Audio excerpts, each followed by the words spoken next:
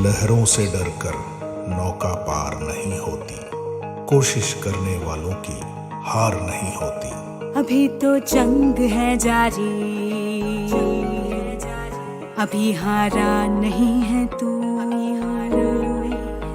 जो सहले तंज सारे ऐसा बेचारा नहीं है तू। अभी तो जंग है जारी, अभी हारा नहीं तू, जो सहले तंज सारे ऐसा बेचारा नहीं तू। भरोसा रख खुदा पे और अपने हौसलों पे, तुझे तो चांद बनना है कोई तारा नहीं तू। करेंगे वो जो करना है, जो चाहेंगे वो होगा, ये अब तू ठान ले, तकदीर से भी बोल के रख। कसौटी वक्त की है, हौसलों को तोल के रख, जोड़ना है तुझे ऊंचा, परों को खोल के रख। कसौटी वक्त की है, हौसलों। Good evening all of you. आप सभी को बेटा कॉम्पिटेटिव क्लासेज के यूट्यूब चैनल पे मैं आलोक स्वागत करता हूं। आज हम लोग ज्योग्राफी में भारत का भूगोल सीरीज 2 देखेंगे, जो कि काफ़ी महत्वपूर्ण है। तो आप सभी लोग शामिल हों, सभी लोग जल्दी से जुड़े, लिंक शेयर करें, सभी लोग लिंक शेयर करें और सभी लोग जुड़े जल्दी से। आपके लिए डेली शाम के 7 बजे स्पेशल ज्योग्राफी सीरीज, जिसमें हम लोग पूरे वर्ल्ड के ज्योग्राफी देख लिए। कुल 40 वीडियो आपको प्लेलिस्ट में मिलेगा, आप सभी उसे देख सकते हैं। इसके अलावा अभी इससे पहले भारत का भूगोल सीरीज 1 गया है, आज सीरीज 2 है। तो इसी तरह से हम लोग भारत के भूगोल को समाप्त करेंगे, इसलिए सभी लोग ध्यान से क्लास को फॉलो करें, समय से जुड़े। सभी लोग शाम के 7 बजे स्पेशल ज्योग्राफी सीरीज में जुड़े, सुबह के 6 बजे special daily current affair series, जो कि आपके लिए काफ़ी महत्वपूर्ण है। तो आप सभी समय से जुड़े और जितने पीछे की वीडियो हैं सारे रिकॉल करें, क्योंकि आने वाला समय में आपको जो है वो काफ़ी टेस्ट देना है इस चैनल पे, इसलिए जितने पीछे वीडियो हैं सभी को रिकॉल करते रहें ताकि आप टेस्ट में बेहतर कर सकें। तो सभी लोग शामिल हुए, सभी लोग जुड़ें, जल्दी से सभी लोग जुड़ें। आपके लिए आज के काफ़ी महत्वपूर्ण क्वेश्चन हम लेकर आए हैं भारत के भूगोल से रिलेटेड, ताकि आप एग्जाम में बैठे तो इससे रिलेटेड क्वेश्चन ना छूटे और आप एग्जाम में बेहतर कर सकें। तो सभी लोग जल्दी से जुड़ें, सभी लोग जल्दी से जुड़ें। जो लोग नए हैं प्लीज़ क्लास को सब्सक्राइब करें, लाइक शेयर करते रहें, सभी लोग लाइक शेयर करें और समय से जुड़े, सभी लोग समय से जुड़े। क्वेश्चन लाया जाए आपके लिए, आप सभी रेडी हैं तो क्वेश्चन लाया जाए, तो रेडी हो जाए। आपके लिए मैं आज के महत्वपूर्ण क्वेश्चन लेकर आ रहा हूं, तो आप सभी लोग लाइव चैट में आंसर करने के लिए तैयार हैं। जितने लोग जुड़ते हैं सभी लोग लाइव चैट में आंसर करें और कोशिश यही करना है कि हम लास्ट तक बने रहें, बीच से क्लास छोड़कर ना जाएं, ताकि आप जो है एग्जाम में बेहतर कर सके। इसलिए कोई भी ये ना सोचे कि हम बीच से जाएं, सभी लोग समय से जुड़े और समय से क्लास समाप्त हो तभी यहाँ से आप जाएं। तो आपके लिए आज का क्वेश्चन है, आज का 1 नंबर क्वेश्चन है आपके लिए, कौन सी रेखा भारत के बीच से गुजरती है?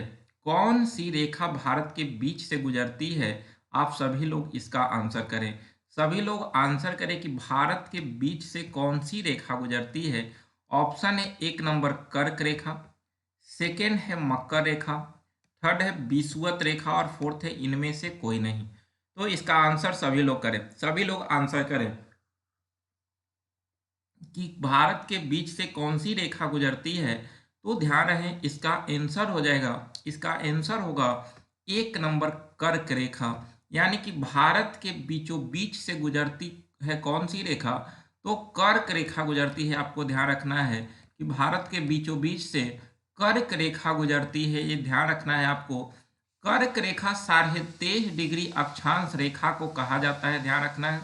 कर्क रेखा 23.5 डिग्री अक्षांश रेखा को कहा जाता है, जो कि भारत के कुल 8 राज्यों से गुजरती है। आपको हम बताए थे पिछले क्लास में, जो है स्टेट लाइन नहीं गया, आप सभी इससे स्टेट बना लेंगे। 23.5 डिग्री जो है वो आपको ये रेखा जो है वो 8 राज्यों से होकर गुजरती है, जो कि भारत को 2 बराबर भागों में लगभग विभाजित करती है। इसके ऊपरी भाग ये है और इसके निचली भाग ये है, ध्यान रखेंगे। इसके ऊपरी भाग को उपोष्ण कटिबंध या शीतोष्ण कटिबंध कहा जाता है, जबकि निचले भाग को उष्ण कटिबंध कहा जाता है। तो ये पॉइंट को आप ध्यान रखेंगे। नेक्स्ट क्वेश्चन है आपके लिए, आज के 2 नंबर क्वेश्चन है कि कर्क रेखा के उत्तरी भाग किसके अंतर्गत आता है, किस कटिबंध के अंतर्गत आता है। तो आप सभी इसका आंसर करें। यानी कि कर्क रेखा, अभी हम लोग देखें कि कर्क रेखा भारत को 2 भागों में विभाजित करती है, तो कर्क रेखा के उत्तरी भाग कौन से कटिबंध के अंतर्गत आते हैं। हम लोग पढ़े थे जब वर्ल्ड ज्योग्राफी पढ़ रहे थे, तो उसमें देखे थे कि 3 ताप कटिबंध होते हैं, उष्ण ताप कटिबंध होते हैं, उपोष्ण कटिबंध होते हैं और शीत कटिबंध होते हैं। तो कर्क रेखा के जो उत्तरी भाग हैं उससे वो कौन से कटिबंध के अंतर्गत आएंगे। आप सभी को आंसर करना है। ऑप्शन है 1 नंबर उष्ण, सेकेंड है उपोष्ण, थर्ड है शीत और फोर्थ है इनमें A+B। तो कर्क रेखा के उत्तरी भाग कौन से कटिबंध के अंतर्गत आता है, सभी लोग इसका आंसर करें। काफी महत्वपूर्ण क्वेश्चन है, तो ध्यान रहे इसका आंसर हो जाएगा आपका बी नंबर। कर्क रेखा के उत्तरी भाग यानी कि कर्क रेखा के उत्तर में जो भी भारत के स्टेट हैं वो सारे स्टेट उपोष्ण कटिबंध के अंतर्गत आ जाते हैं, और कर्क रेखा के निचली भाग जो है उष्ण कटिबंध के अंतर्गत आते हैं। तो ध्यान रहे कि कर्क रेखा के उत्तरी भाग उपोष्ण या शीतोष्ण कटिबंध के अंतर्गत आते हैं। तो ये पॉइंट आपका क्लियर हो गया होगा। अगला क्वेश्चन है 3 नंबर कि कर्क रेखा के दक्षिणी भाग कौन से कटिबंध के अंतर्गत आते हैं। तो अभी आपको हमने बताया कि कर्क रेखा के उत्तरी भाग को उपोष्ण कटिबंध कहा जाता है। तो कर्क रेखा के दक्षिणी भाग कौन से कटिबंध के अंतर्गत आता है। 1 नंबर ऑप्शन है उष्ण, सेकेंड है उपोष्ण, थर्ड है शीत और फोर्थ है A+B। तो कर्क रेखा के दक्षिणी भाग कौन से कटिबंध के अंतर्गत आता है, आप सभी लोग इसका आंसर करें। सभी लोग आंसर करें, काफी महत्वपूर्ण क्वेश्चन है आपके एग्जाम के लिए, तो सभी लोग इसका आंसर करें।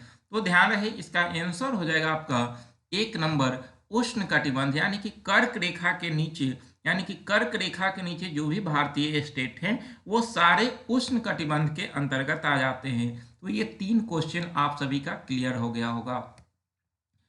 जिन लोगों को उष्ण कटिबंध और उपोष्ण कटिबंध में प्रॉब्लम हो रहा होगा वो सभी लोग वर्ल्ड ज्योग्राफी में आप जाकर एक बार रिकॉल करें। आप पूरे कटिबंध देखेंगे, ताप जोन देखेंगे, सारे चीज को जो है पीछे बताया गया है। तो आप सभी जाकर देखें, सभी को जो है वो ग्लोब के माध्यम से आपको समझाया गया है। तो आप सभी जाकर पीछे वाले वीडियो रिकॉल करें, आप बेहतर ढंग से समझ लेंगे। इसके लिए आप पीछे के सारे वीडियो को रिकॉल करें। नेक्स्ट क्वेश्चन है कि भारतीय भूभाग की लंबाई कितनी है पूर्व से पश्चिम में। तो भारतीय भूभाग की लंबाई कितनी है पूर्व से पश्चिम में, ध्यान रखेंगे आप। ऑप्शन है 2933 किलोमीटर, सेकेंड है आपका 3214 किलोमीटर, थर्ड है 345 किलोमीटर और फोर्थ है 483 किलोमीटर। तो भारतीय भूभाग की लंबाई पूर्व से पश्चिम में कितना है, सभी लोग आंसर करें। काफी बार ये भी क्वेश्चन पूछा गया कि जैसे भारत है तो भारत के पूर्व पश्चिम यानी कि ये रेखा और उत्तर दक्षिण ये हो जाता है। तो पूर्व पश्चिम यानी कि इसकी लंबाई कितनी है, तो आप सभी लोग आंसर करें, सभी लोग आंसर करें। इसका विस्तार हम लोग देखे थे कि पूर्वी विस्तार जो है, पूर्व पश्चिम विस्तार में हम लोग देखे थे कि 68 डिग्री 7 से 97 डिग्री 25 मिनट तक जो है वो भारत का जो है वो आपका अक्षांश देशांतरीय विस्तार देखे थे। तो इस तरह से जो है भारतीय भूभाग की लंबाई पूर्व से पश्चिम में कितना है, तो ध्यान रहे इसका आंसर हो जाएगा 1 नंबर 2933 किलोमीटर भारत की लंबाई है पूर्व से पश्चिम में। और नेक्स्ट क्वेश्चन है आपका कि भारतीय भूभाग की लंबाई उत्तर से दक्षिण में कितनी है, यानी कि भारतीय भूभाग की लंबाई उत्तर से दक्षिण में कितनी है। तो सभी लोग इसका आंसर करें, सभी लोग आंसर करें। सेम ऑप्शन है आपका 2933 किलोमीटर, सेकेंड है 3214 किलोमीटर, थर्ड है 345 किलोमीटर और नेक्स्ट है 383 किलोमीटर। तो इसका आंसर सभी लोग करें, भारतीय भूभाग की लंबाई उत्तर से दक्षिण में कितनी है। तो ध्यान रहे इसका आंसर हो जाएगा आपका बी नंबर, यानी कि 3214 किलोमीटर। 3214 किलोमीटर भारतीय भूभाग की लंबाई उत्तर से दक्षिण में है, ध्यान रखना है। वही आपका ऑप्शन नंबर 345 जो है, ये सी नंबर ऑप्शन, ये बिहार की लंबाई है, ध्यान रखेंगे, उत्तर से दक्षिण, पूर्व से पश्चिम में। और 383 जो है उत्तर से दक्षिण बिहार की लंबाई है। तो ये बिहार वाला भी आप ध्यान रखेंगे, बिहार से भी अगर क्वेश्चन एग्जाम में पूछता है तो इस तरह से आप सही कर सकते हैं। तो इस तरह से आप ध्यान रखेंगे। अगला क्वेश्चन है 6 नंबर कि भारत की दक्षिणतम बिंदु कहाँ है, आप सभी लोग आंसर करें। भारत के दक्षिणतम बिंदु कहाँ है? ऑप्शन है इंदिरा कॉल, सेकेंड है इंदिरा पॉइंट, थर्ड है कन्याकुमारी और फोर्थ है कीबुथु। तो भारत का दक्षिणी बिंदु कहाँ है? सभी लोग आंसर करें। सभी लोग आंसर करें, काफी इंपॉर्टेंट क्वेश्चन है कि भारत का दक्षिणी बिंदु कहाँ है। तो सभी लोग आंसर करें, सभी लोग आंसर करें। पीछे भी आपको बताया गया है पिछला क्लास में कि भारत का दक्षिणी बिंदु का है, तो ध्यान रहे इसका आंसर हो जाएगा बी नंबर, इंदिरा पॉइंट। यानी कि भारत के दक्षिणतम बिंदु इंदिरा पॉइंट है, ध्यान रखना है आपको। ये क्वेश्चन आप सभी का क्लियर हो गया। यानी कि भारत अगर ये है, भारत का मैप इस तरह से है, तो भारत के दक्षिणतम बिंदु ये आपका जो है, और यहाँ पर आप देखिएगा अंडमान निकोबार, तो अंडमान निकोबार में यहाँ पर जो है वो आपका इंदिरा पॉइंट है, जो कि 6 डिग्री 4 मिनट पर है, जो पिछले दिन मैंने बताया था आप सभी को। तो 6 डिग्री 4 मिनट इंदिरा पॉइंट है, जो कि भारत की दक्षिणतम बिंदु, तो यही आपका दक्षिणतम बिंदु है अंडमान निकोबार द्वीप समूह में, जो कि आपका स्थित इंदिरा पॉइंट उसे कहा जाता है। और नेक्स्ट क्वेश्चन जो है वो कह रहा है कि भारत के मुख्य भूमि का दक्षिणतम बिंदु कौन है। यानी कि मुख्य भूमि के दक्षिणतम बिंदु कौन होगा। अगर आपका क्वेश्चन में मुख्य भूमि आ गया तो इसका आंसर बदल जाएगा। ऑप्शन है इंदिरा कॉल, सेकेंड है इंदिरा पॉइंट, थर्ड है कन्याकुमारी और फोर्थ है कीबुथु।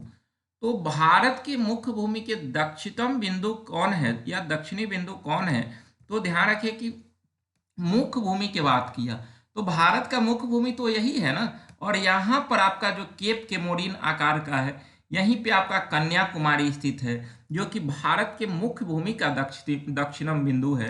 यानी कि इसका आंसर सी होगा। तो ध्यान रहे कि जब मुख्य भूमि की बात करें तो फिर कन्याकुमारी, और जब मुख्य भूमि की बात ना करें तो फिर इंदिरा पॉइंट हो जाएगा, ध्यान रखना है। तो ये दोनों क्वेश्चन को आप क्लियर रखेंगे, दोनों पॉइंट को क्लियर रखेंगे, किस तरह से क्वेश्चन देता है, आपका मुख्य भूमि से दे रहा है या फिर जो है वो आपका जो है वो विदाउट मुख्य भूमि दे रहा है, तो दोनों में आपका आंसर चेंज हो जाता है, ध्यान रखना है। अगला क्वेश्चन है कि भारत के उत्तरी बिंदु कहाँ है। भारत के उत्तरी बिंदु, अभी हम लोग दक्षिणी बिंदु देखे और मुख्य भूमि का दक्षिणतम बिंदु देखे। अब क्वेश्चन कर रहा है कि भारत के उत्तरी बिंदु कौन है। ऑप्शन है इंदिरा कॉल, सेकेंड है इंदिरा पॉइंट, थर्ड है कन्याकुमारी और फोर्थ है कीबुथु। तो भारत के उत्तरी बिंदु कहाँ है, आप सभी लोग आंसर करें। सभी लोग आंसर करें कि भारत के उत्तरी बिंदु कहाँ है, जो कि काफी महत्वपूर्ण क्वेश्चन है। तो सभी लोग आंसर करें।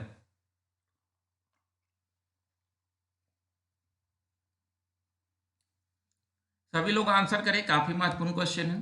तो इसका आंसर हो जाएगा, ध्यान रखेंगे, 1 नंबर इंदिरा कॉल, जो कि जम्मू कश्मीर में स्थित है। तो भारत का उत्तरी बिंदु इंदिरा कॉल है, ध्यान रखना है, और दक्षिणी बिंदु आपका इंदिरा पॉइंट है, और मुख्य भूमि का दक्षिणतम बिंदु कन्याकुमारी है। ये तीनों क्वेश्चन आपको क्लियर हो गया होगा। नेक्स्ट क्वेश्चन है कि भारत के पूर्वी बिंदु कौन है। तो भारत के पूर्वी बिंदु कौन है। ऑप्शन है गुहार मोती, सेकेंड है इंदिरा पॉइंट, थर्ड है कन्याकुमारी और फोर्थ है कीबुथु। तो भारत का पूर्वी बिंदु कहाँ है, सभी लोग आंसर करें। भारत का पूर्वी बिंदु कहाँ है, जो कि काफी महत्वपूर्ण क्वेश्चन है। भारत के पूर्वी बिंदु कहाँ है, तो पूर्वी बिंदु ध्यान रखें आप सभी, पूर्वी बिंदु जो है वो कीबुथु हो जाएगा, जो कि अरुणाचल प्रदेश में है। तो भारत का पूर्वी बिंदु कीबुथु, जो कि अरुणाचल प्रदेश में स्थित है, ध्यान रखना है। और नेक्स्ट क्वेश्चन है आपका कि भारत का पश्चिमी बिंदु कौन है। भारत का पश्चिमतम बिंदु कौन है, तो आप सभी लोग इसका आंसर करें। ऑप्शन है गुहार मोती, सेकेंड है इंदिरा पॉइंट, थर्ड है कन्याकुमारी और फोर्थ है कीबुथु। अब तो इसका आंसर आप सभी निकाल सकते हैं, क्योंकि जो है ऑप्शन से ही निकाल सकते हैं। ऑप्शन अगर ये इसका आंसर ना भी याद है तो आपको जो है वो ऑप्शन से निकालने आता होगा, तो आप सभी ऑप्शन से इस क्वेश्चन का आंसर निकाल सकते हैं।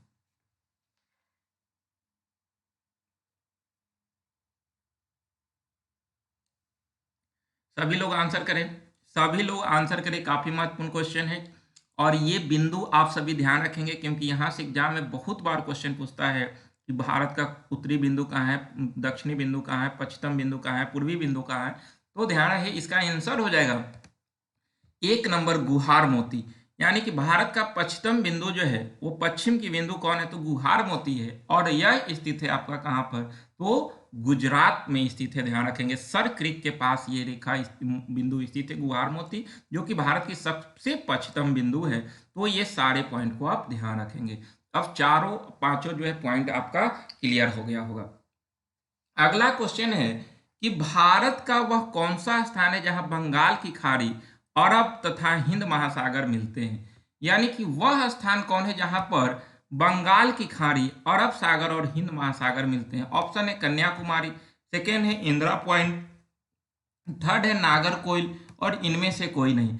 जैसे ये मेरा भारत है, अभी जो है आप भारत के मैप से ही आप इस क्वेश्चन को समझ लें, आप सभी भारत के मैप से इसको समझें। जैसे ये मेरा भारत है, आप सभी इससे परिचित हैं, अपना भारत। तो ये आपका जो है वो कौन, अरब सागर है। देखिए आपको लिखा हुआ है अरब सागर है, यहाँ पर हिंद महासागर है और यहाँ पर आपका बंगाल की खाड़ी है। तो ये तीनों कहाँ पर मिलती है, क्वेश्चन में पूछा जा रहा है आपसे, ये तीनों कहाँ पर मिलती है। तो ध्यान रखें, ये तीनों आपको मिलती है यहाँ पर, जो कि ये आपका नीलगिरी है, कन्याकुमारी। तो कन्याकुमारी यहीं पर स्थित है और कन्याकुमारी में ये तीनों मिलती हैं। तो ध्यान रखना है कि आपका बंगाल की खाड़ी, हिंद महासागर और अरब सागर कहाँ मिलती है। तो ये सब मिलती है कहाँ पर, ध्यान रखना है, तो कन्याकुमारी में मिलती है। तो इसका आंसर क्या हो जाएगा, आप सभी अब निकाल सकते हैं। इसका आंसर क्या होगा, आप सभी निकालें। सभी लोग इसका आंसर कमेंट बॉक्स में चैट करें, सभी लोग लाइव चैट में इसका आंसर करें कि बंगाल की खाड़ी, अरब सागर और हिंद महासागर कहाँ मिलते हैं। तो क्लियर होगा, इसका आंसर हो जाएगा 1 नंबर कन्याकुमारी। यानी कि भारत का वह स्थान जहां बंगाल की खाड़ी, अरब सागर तथा हिंद महासागर मिलते हैं, वह जगह है कन्याकुमारी। तो आप सभी ध्यान रखेंगे। अगला क्वेश्चन है कि निम्न में से किस तट से भारत का औसतम समुद्र तल मापा जाता है। यानी कि भारत का वह कौन सा स्थान है जहां से औसतन समुद्र तल मापा जाता है। ऑप्शन है विशाखापत्तनम, सेकेंड है कोचीन, थर्ड है मुंबई और फोर्थ है चेन्नई। तो किस तट से भारत का औसतम समुद्र तल मापा जाता है, सभी लोग आंसर करें। काफी महत्वपूर्ण क्वेश्चन है कि किस तट से भारत का औसतम समुद्र तल मापा जाता है। ध्यान से इसका आंसर करें, काफी महत्वपूर्ण क्वेश्चन है।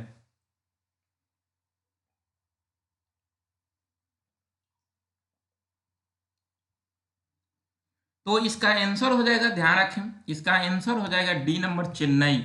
यानी कि चेन्नई से औसतम समुद्र तल मापा जाता है। तो ध्यान रखेंगे, इसका आंसर हो गया डी नंबर। अगला क्वेश्चन है, अगला आपके लिए एक लाइन है, जब थक जाओ तो आराम कर लो लेकिन कभी हार मत मानो। यानी कि आप कभी भी थक जाते हैं तो आराम कर लीजिए लेकिन कभी हार मत मानिए। अगर आप अपना लक्ष्य फिक्स कर दिए हैं तो उसके पाने के लिए आप आराम करें लेकिन कभी रुके नहीं, कभी हार मत माने। अगर आप हार कर रुक गए तो फिर आपके लिए आपका लक्ष्य बहुत दूर चला जाएगा। इसलिए कभी ऐसा ना हो कि आप अपने जो है वो लक्ष्य से हार गए हों और हार कर जो है उदास बैठ गए हों। ऐसा नहीं होना चाहिए। आप थके तो आराम करें लेकिन कभी हार मत माने। उम्मीद करता हूं कि आप सभी इस लाइन से जरूर कुछ समझे होंगे और आप सभी इस लाइन को फॉलो करेंगे। आराम करके जो है अपने पढ़ाई को जारी रखें। जैसे अभी आपको आने वाला समय में 2, 4, 5 दिन का छुट्टी मिलेगा होली में, तो उस समय थोड़ा सा आप रिलैक्स रहें और जो है वो अपना पढ़ाई भी जारी रखें, थोड़ा जो है वो रेस्ट भी करें। लेकिन हारना नहीं है दोस्तों। अगर आप हार जाते हैं तो बहुत मुश्किल होगा, आप कभी सफल नहीं हो सकते हैं। लेकिन अगर आप हार नहीं माने हैं तो आपका जीत सुनिश्चित है। आपको जीतने से कोई नहीं रोक सकता है, क्योंकि मैं बार बार कहता हूँ कि आप दुनिया के सबसे शक्तिशाली इंसान हैं और अगर आप चाह लेंगे तो फिर समझिए कि जो है आपको दुनिया की कोई शक्ति रोक नहीं सकती है। इसलिए आप जो है वो चाह दें और चाह कर अपने लक्ष्य को हासिल करें। यही आपका सबसे बड़ा वर्क है। आप सभी, आपको जो है वो गॉड बहुत कुछ देकर भेजे हैं और उसको आप सही दिशा दिखाएं। अगर आप ऐसा करते हैं तो समझिए कि आप आने वाला समय में बेहतर कर सकते हैं।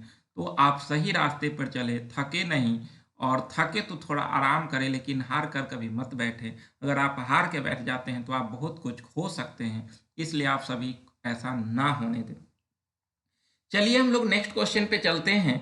अगला क्वेश्चन है आपके लिए कि भारत का प्रादेशिक जल क्षेत्र का विस्तार तट से समुद्री मिल तक है। काफी महत्वपूर्ण क्वेश्चन है कि भारत का प्रादेशिक जल क्षेत्र का विस्तार। एक नंबर है 12, सेकेंड है 24 और नेक्स्ट है 200 और इनमें से कोई नहीं। सभी लोग आंसर करें, इसके लिए समय देते हैं, काफी महत्वपूर्ण क्वेश्चन है।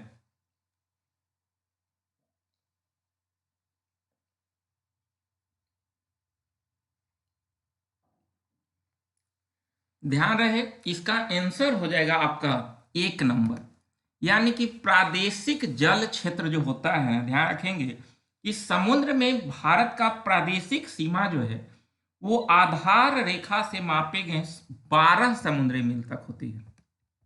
यानी कि अगर हम मानते हैं कि भारत का आधार सीमा रेखा यहाँ है, तो यहाँ से 12 समुद्री मील तक का जो क्षेत्र होगा वह भारत का प्रादेशिक सीमा होगा। ध्यान रखना है। तो भारत का प्रादेशिक सीमा पर होता क्या है कि भारत का संपूर्ण अधिकार होता है, यानी कि उसे माना जाता है कि वो भारत का ही क्षेत्र है। तो इस तरह से हर देश के लिए जो है एक समझौता हुआ था, आपका United Nation convention law of sea, एक समझौता हुआ था 1982 में। इसी के तहत सभी देश के जो है वो समुद्री सीमा को जो है उस तय किया गया था, जहां तक जो है वो अपने संसाधनों का दोहन कर सके। तो इसी के तहत ध्यान रखेंगे कि किसी भी देश की प्रादेशिक सीमा, तो भारत की प्रादेशिक सीमा का विस्तार जो है वो समुद्र तल से कितना समुद्री मील तक है। तो ध्यान रखें कि इसका आंसर 1 नंबर यानी कि 12 समुद्री मील तक जो है वो प्रादेशिक जल सीमा आता है। और इसमें क्या होता है कि इसमें भारत का संपूर्ण अधिकार होगा। यहाँ पर अगर जो है वो आपको जाकर बसने का मन कर रहा है तो आप वहाँ पर आइलैंड बनाकर बस भी सकते हैं, तो यहाँ पर ये अधिकार होता है। अगला क्वेश्चन है कि समुद्र में भारत का संलग्न क्षेत्र, यानी कि संलग्न क्षेत्र जो होते हैं वो प्रादेशिक जल क्षेत्र के आगे कितना समुद्री मील तक होता है। तो अभी हम लोग प्रादेशिक जल सीमा देखें कि 12 समुद्री मील तक होता है। तो अब कह रहा है कि संलग्न क्षेत्र जो है वो प्रादेशिक जल क्षेत्र के आगे कितना समुद्री मील तक है। ऑप्शन है 1 नंबर 12, सेकेंड है 24 और नेक्स्ट है 200 और इनमें से कोई नहीं। तो समुद्र में भारत का संलग्न क्षेत्र प्रादेशिक जल क्षेत्र के आगे ध्यान रहे 24 समुद्री मील तक होती है, यानी कि बी नंबर आंसर होगा। तो प्रादेशिक क्षेत्र 12 समुद्री मील और संलग्न क्षेत्र उसके आगे 24 समुद्री मील तक जो है वो आपका संलग्न क्षेत्र होता है, जहां पर देश समुद्री स्वच्छता प्रबंध एवं सीमा शुल्क की वसूली कर सकता है आपका भारत के अपने संलग्न क्षेत्र से। तो उम्मीद करते हैं कि ये दोनों क्वेश्चन क्लियर हो गया होगा। इससे रिलेटेड एक क्वेश्चन और बनता है कि समुद्र में भारत का अकेला आर्थिक क्षेत्र या एकीकृत आर्थिक क्षेत्र जो होता है वो संलग्न क्षेत्र के आगे कितना होता है। यानी कि अकेला आर्थिक क्षेत्र संलग्न क्षेत्र जो कि अभी 24 समुद्री मील तक देखे थे, उसके आगे कितने समुद्री मील तक होते हैं। ऑप्शन है आपका 1 नंबर 12, सेकेंड है 24, थर्ड है 200 और इनमें से कोई नहीं। तो आर्थिक क्षेत्र, अकेला आर्थिक क्षेत्र संलग्न क्षेत्र के आगे कितना समुद्री मील तक है। तो ध्यान रहे इसका आंसर हो जाएगा आपका 200 समुद्री मील तक, 200 समुद्री मील तक। और यहाँ पर भारत जो है वो शोध कार्य कर सकता है, समुद्र में जाकर शोध कर सकता है, कृत्रिम द्वीप का निर्माण कर सकता है, प्राकृतिक संसाधनों का दोहन कर सकता है संलग्न क्षेत्र से। तो ये सारे अधिकार प्राप्त रहते हैं। तो ध्यान रखना है समुद्र में भारत की अकेला आर्थिक क्षेत्र संलग्न क्षेत्र के आगे 200 समुद्री मील तक है। तो इस तरह से आप इसे ध्यान रखेंगे। अगला क्वेश्चन है 16 नंबर क्वेश्चन है आज का कि भारत के कितने राज्य तट रेखा से लगे हैं। भारत के कितने राज्य तट रेखा से लगे हैं, आप सभी इसका आंसर करें। आप सभी पहले जो है वो देखें, यहाँ पर आपका जो है वो यहाँ से कॉन्सेप्ट क्लियर हो सकता है। जैसे ये मेरा देश भारत है, तो एक राज्य गुजरात हुआ, सेकेंड जो है वो महाराष्ट्र है, तीसरा गोवा है, फिर कर्नाटक है, यहाँ पर केरल है, आपका जो है तमिलनाडु है, यहाँ पर आपका आंध्र प्रदेश है, ठीक है, यहाँ ओडिशा है, यहाँ पे आपका कोलकाता है। तो इस तरह से आप जो है वो देख सकते हैं 2 2 4 2 6 7 8 9। तो कितना हो गया। अब तो आप आंसर कर सकते हैं कि कितने राज्यों के सीमा जो है समुद्र तट से लगा है, भारत के कितने राज्य तट रेखा से लगे हैं, तो अब तो इसका आंसर आप सभी कर सकते हैं। ऑप्शन है 7, सेकेंड है 8, थर्ड है 9, तो इनमें से कोई नहीं। तो कितने राज्य तट रेखा से लगे हैं? तो 9, और 9 आपको मैप में हम दिखा दिए हैं। आप सभी जितने ये सारे वीडियो हैं सबको एक दो बार फिर से रिकॉल करें, तब आपको जाकर ये बेहतर से समझ में आएगा। और आप सभी जो है वो ध्यान से जितने पीछे वीडियो गए हैं सब अगर फॉलो करते हैं, आप ध्यान से रिकॉल करते हैं, तो देखिएगा कि आप एग्जाम को क्रैक करेंगे। लेकिन इसके लिए आपको सारे वीडियो को पीछे रिकॉल करना होगा, तभी आप बेहतर कर सकते हैं। तो उम्मीद करते हैं कि आप सभी जरूर इसे फॉलो करेंगे। अगला क्वेश्चन है कि भारत की स्थलीय सीमा कितनी है? भारत की स्थलीय सीमा कितनी है? ऑप्शन है 15,200 किलोमीटर, नेक्स्ट है 6100 किलोमीटर, थर्ड है 7516 किलोमीटर, और इनमें से कोई नहीं। तो भारत के स्थलीय सीमा कितनी है? आप सभी लोग आंसर करें। काफी बार क्वेश्चन पूछता है तटीय नहीं बल्कि स्थलीय सीमा भारत की कितनी है, सभी लोग आंसर करें। काफी महत्वपूर्ण क्वेश्चन है। भारत के स्थलीय सीमा कितनी है? आंसर करें सभी लोग। तो ध्यान रहे इसका आंसर हो जाएगा 1 नंबर। भारत की स्थलीय सीमा जो है वो 15,200 किलोमीटर है, यानी कि इसका आंसर 1 नंबर हो जाएगा, ध्यान रखना है। अगला क्वेश्चन है कि भारत के किस राज्य का समुद्री तट रेखा सबसे लंबा है? आप यहां से एक ऑप्शन के आधार पर देख लेंगे। यहां पर आपको ऑप्शन हम रखे थे समझाने के लिए। जैसे 15,200 किलोमीटर जो है वो स्थलीय सीमा हुआ, 6100 किलोमीटर जो है वो ध्यान रखना है 6100 किलोमीटर भारत के मुख्य भूमि का समुद्री सीमा है। भारत के मुख्य भूमि का समुद्री सीमा है, जैसे मुख्य भूमि भारत का यही है, तो इसका समुद्री सीमा कितना है? तो 6100 किलोमीटर है। और ये 7516 किलोमीटर जो है वो द्वीपों सहित, क्योंकि यहाँ पर द्वीप भी तो है, एक लक्षद्वीप है और यहाँ पर एक आपका अंडमान निकोबार द्वीप है, तो ये द्वीपों को लेकर 7516 और आपका जो है वो मुख्य भूमि का 6100, तो द्वीपों को कितना हो जाएगा? यानी कि आप यहां से द्वीपों को निकाल सकते हैं 7516 माइनस 6100, तो आप जो है वो द्वीपों के तट रेखा की भी लंबाई निकाल सकते हैं। तो इस तरह से आप ध्यान रखेंगे कि स्थलीय सीमा 75,200, 6100 किलोमीटर मुख्य भूमि का समुद्र तट, और आपका द्वीपों सहित 7516, और द्वीपों का निकालना है तो दोनों का डिफरेंस निकाल सकते हैं आप सभी। अगला क्वेश्चन है कि भारत के किस राज्य का समुद्री तट सबसे लंबा है? भारत के किस राज्य का समुद्री तट सबसे लंबा है? Option 1 number Andhra Pradesh, second है गुजरात, थर्ड है महाराष्ट्र, और नेक्स्ट है तमिलनाडु। सभी लोग आंसर करें, सभी लोग आंसर करें। काफी महत्वपूर्ण क्वेश्चन है कि भारत में जो है किसका समुद्र तट सबसे लंबा है, तो सभी लोग आंसर करें किसका समुद्र तट सबसे लंबा है, जो कि काफी महत्वपूर्ण क्वेश्चन है और यहाँ से एग्जाम में काफी बार क्वेश्चन पूछा गया है। तो आप सभी लोग इसका आंसर करें, सभी लोग आंसर करें। तो ध्यान रहे इसका आंसर हो जाएगा आपका बी नंबर गुजरात। भारत के गुजरात राज्य की समुद्र तट सबसे लंबा है, जबकि सेकेंड स्थान पे आंध्र प्रदेश आता है। तो इसका आंसर आप सभी को क्लियर होगा। अगले क्वेश्चन पे हम लोग चलते हैं। अगला क्वेश्चन है आपके लिए कि किसे केप केमोरिन के नाम से जाना जाता है? किसे केप केमोरिन के नाम से जाना जाता है? ऑप्शन है कश्मीर, सेकेंड है कन्याकुमारी, थर्ड है सूरत, और फोर्थ है इनमें से कोई नहीं। तो किसे केप केमोरिन के नाम से जाना जाता है? सभी लोग आंसर करें। किसे केप केमोरिन कहा जाता है? जैसे हम देखते हैं कि भारत का दक्षिणी विस्तार ऐसे है, तो ये आकार जो है देखिए एक कीप के आकार का है, ठीक है। भारत का जो सबसे दक्षिणी बिंदु कन्याकुमारी है मुख्य भूमि का, ये एक कीप के आकार का है। तो इसी को जो है वो केप केमोरिन कहा जाता है, ध्यान रखेंगे। कीप के आकार का है और इसे केप केमोरिन कहा जाता है, ध्यान रखेंगे।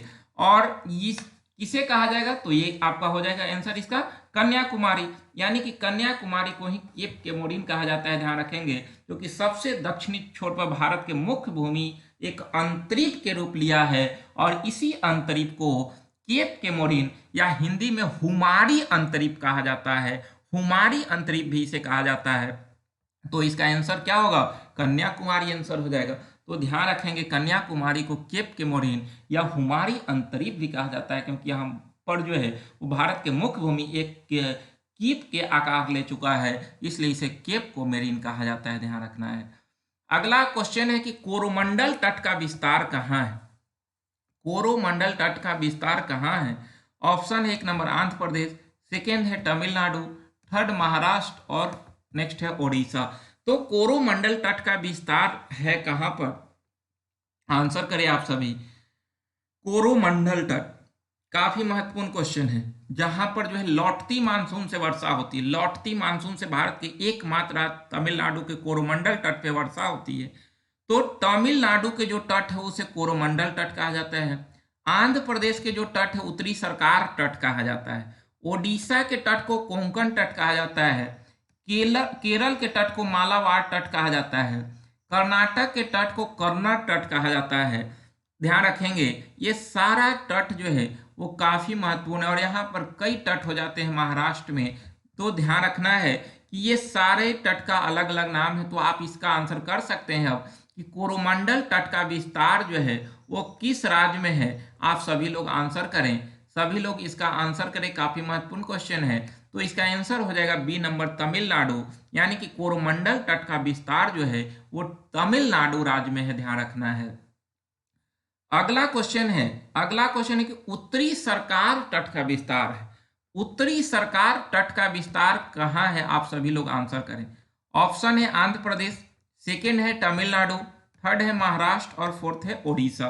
तो उत्तरी सरकार तट का विस्तार है, आप सभी लोग आंसर करें, सभी लोग आंसर करें। कभी जो है वो इस तरह के क्वेश्चन एग्जाम में पूछते हैं कि ये तट जो है कहाँ पर है, किस राज्य में है, तो इस तरह से आपको क्लियर रहना चाहिए। उत्तरी सरकार तट का विस्तार कहाँ पर है, काफी महत्वपूर्ण क्वेश्चन है, आप सभी लोग आंसर करें, सभी लोग आंसर करें। तो ध्यान रहे इसका आंसर हो जाएगा आंध्र प्रदेश। आंध्र प्रदेश के तट को उत्तरी सरकार तट कहा जाता है, ध्यान रखना है। उत्तरी सरकार तट आंध्र प्रदेश के तट को कहा जाता है। तो इस तरह से काफी महत्वपूर्ण क्वेश्चन।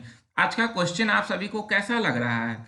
आज का क्वेश्चन आप सभी को कैसा लग रहा है? काफी आसान लग रहा है, काफी महत्वपूर्ण क्वेश्चन है आपके भारत के भूगोल से। अगर आप सभी जिस भारत में रहते हैं और उस भारत के बारे में अगर जानकारी नहीं है तो आप सभी जानकारी लें, क्योंकि हम जो है नौकरी करें या नहीं करें, लेकिन हम जिस देश के हैं उस देश के भौगोलिक मैप को ध्यान रखना है, भौगोलिक चीजों को ध्यान में रखना है कि हमारा देश का विस्तार कहाँ है और कैसे कैसे किस रूप में हमारा देश है। तो इस तरह से आपको ध्यान रखना जरूरी है। जो कंपटीशन की तैयारी ना करते हैं उनके लिए भी जरूरी है, और आप सभी तो कंपटीशन की तैयारी करते हैं, आपको नौकरी लेना है, तो आपको तो और जरूरी है आपको इसे ध्यान रखना। इसलिए आप सभी ज्यादा ध्यान रखें। ये सारे क्वेश्चन काफी इंपॉर्टेंट क्वेश्चन है आपके एग्जाम के दृष्टि से। काफी बार ये भारत के भूगोल से क्वेश्चन एग्जाम में आते हैं, और आप जो है इस तरह से कर लेंगे तो आपका एक भी क्वेश्चन एग्जाम में नहीं छूटेगा। लेकिन इसके लिए आपको समर्पित होना पड़ेगा, आप समर्पित रहें क्लास के प्रति। तो आप सभी समय से शाम के 7 बजे, सुबह के 6 बजे कहीं भी रहें लेकिन जुड़ें। आपके लिए मैं डेली कोशिश करता हूँ कि किसी भी तरह कितना भी बिजी क्यों नहीं रहूं, आपके लिए एक क्लास शाम में और एक सुबह में जरूर लाऊं, ताकि आप जो है वो तैयारी बेहतर ढंग से कर सकें। बहुत मजबूरी होती है तभी आप सभी का क्लास गैप होता है, अन्यथा मैं जो है वो रात में जग कर भी आपके लिए पीपीटी तैयार करता हूं ताकि आपको समय से क्लास मिल सके। तो आप सभी भी जो है वो तत्परता दिखाएं, आप सभी हमेशा बने रहें। बहुत लोग आते हैं और अपना अटेंडेंस लगाकर चले जाते हैं, तो आप सभी को मैं बार बार कहता हूं कि आप सभी अपने आप को धोखा दे रहे हैं। सब जो लोग जुड़ते हैं सभी लोग लाइव चैट में आंसर करें। आपको देखना है फिर दोबारा जाकर एक बार जो है फास्ट करके देखिए आपसे अगर होता है तो। लेकिन आप जितने लोग जुड़ रहे हैं सभी लोग कोशिश करें कि लाइव चैट में आंसर करें। जितने लोग हैं सभी लोग चैट में आंसर करें, इससे आपको काफ़ी अच्छा से समझ में आएगा और आप क्वेश्चन बनाते बनाते एग्जाम को क्रैक कर लेंगे। तो आप सभी इस तरह से तैयारी करें। आते हैं नेक्स्ट क्वेश्चन पे। नेक्स्ट क्वेश्चन देखते हैं आपके लिए कि कोंकण तट का विस्तार कहाँ है। कोंकण तट का विस्तार कहाँ है, तो सभी लोग आंसर करें, अभी बताएं। आंध्र प्रदेश, सेकेंड है तमिलनाडु, थर्ड है महाराष्ट्र और फोर्थ है ओडिशा। तो कोंकण तट का विस्तार कहाँ है, आप सभी लोग आंसर करें, सभी लोग आंसर करें। काफी महत्वपूर्ण क्वेश्चन है, कोंकण तट का विस्तार कहाँ है, जो कि काफी महत्वपूर्ण क्वेश्चन है। तो इसका आंसर हो जाएगा कोंकण तट का विस्तार ओडिशा में, यानी कि डी नंबर। कोंकण तट का विस्तार ओडिशा राज्य में है, तो ध्यान रखना है। अगला क्वेश्चन है कि मालाबार तट का विस्तार कहाँ है।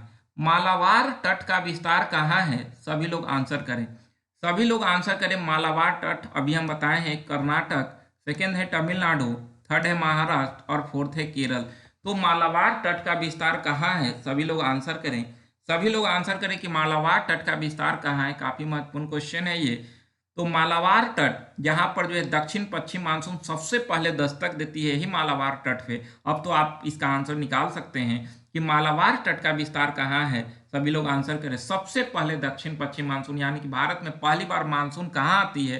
तो 1 जून को मालाबार तट पे आती है। तो ये मालाबार तट कहाँ है? तो ध्यान रहे, इसका आंसर हो जाएगा डी नंबर, यानी कि केरल। मालाबार तट केरल में स्थित है। अगला क्वेश्चन है कि काठियावाड़ तट का विस्तार कहाँ है? काठियावाड़ तट का विस्तार कहाँ है? आप सभी लोग आंसर करें।